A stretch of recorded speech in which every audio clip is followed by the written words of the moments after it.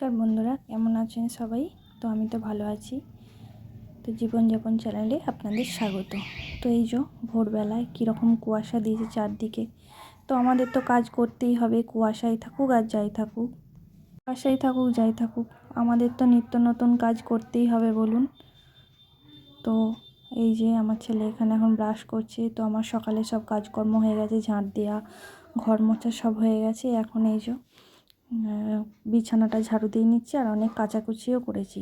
তো সব কাজ সেরে নিচ্ছি এখন। কুয়াশাই হোক, মেঘই হোক আর বৃষ্টিই হোক, তো আমাদের কাজ আমাদের করতেই হবে। তো যেটুকু টাইম পাই আপনাদের সঙ্গে সব কিছু একটু শেয়ার করার চেষ্টা করি। তো এই যে এখন বিছানাপত্র সব গোছানো হয়ে গেছে। তো সারাদিনের অনেক কিছুই কাজ হয়েছে, সবগুলো আপনাদের সঙ্গে শেয়ার করা হয়নি। তো এখন রাত্রিরে পিঠে বানাতে চলে এসেছি। আজকে হবে পাটিসাপটা পিঠা। এখানে গোল্লাটা আমি গুলে নিয়েছি। এখানে আছে চালের গুঁড়ো, সুজি, ময়দা আর আছে অল্প মুগের ডাল দিয়ে আমি সব কিছু পেস্ট করে নিয়ে ওটা ভিজিয়ে রেখেছিলাম। 1 ঘন্টা মতন ভিজিয়ে রেখেছিলাম। তো এখানে নারকেলের পুরটাও বানিয়ে নিয়েছি। তো আমার ছেলের বসে আছে আমার পাশে, পিঠে বানানো দেখবে বলে।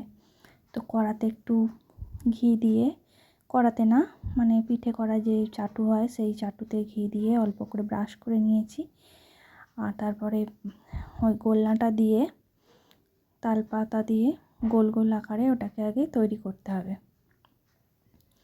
এই যে দেখুন আমি যেরকমভাবে করছি, আপনারা হয়তো অনেকেই পারেন আবার অনেকেই পারেন না।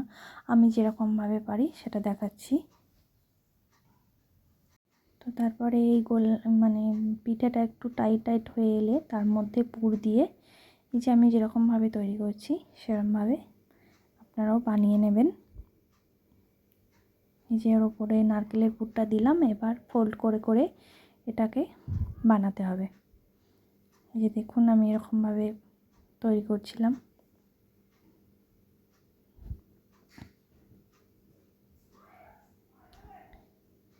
তলাতে একটু লেগে যায়, প্রথম তুলতে একটু অসুবিধা হয়।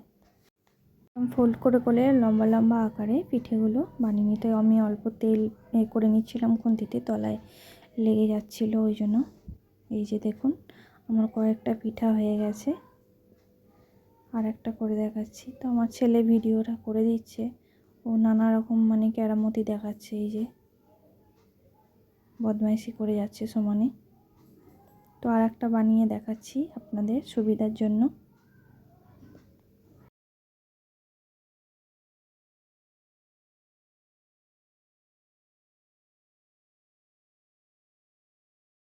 যেরকমভাবে অল্প তেল ছড়িয়ে দিলাম যাতে তলায় না লেগে যায় তার জন্য। তো এরকমভাবে অল্প একটু ছাড়িয়ে নেবেন, দিয়ে তারপরে পুরটা দিয়ে পিঠাটা যেরকমভাবে করছি এরকম লম্বা লম্বা আকারে বানিয়ে নেবেন।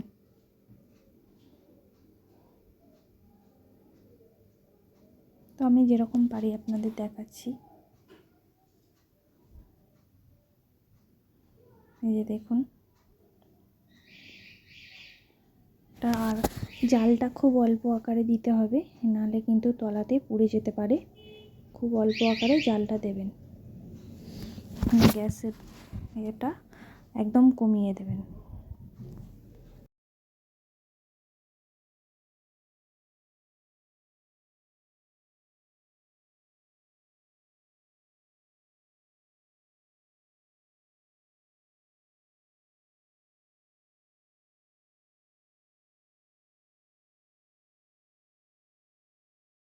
তো আমি সব পিঠেগুলো আর একবার ভেজে নিচ্ছি অল্প তেল দিয়ে।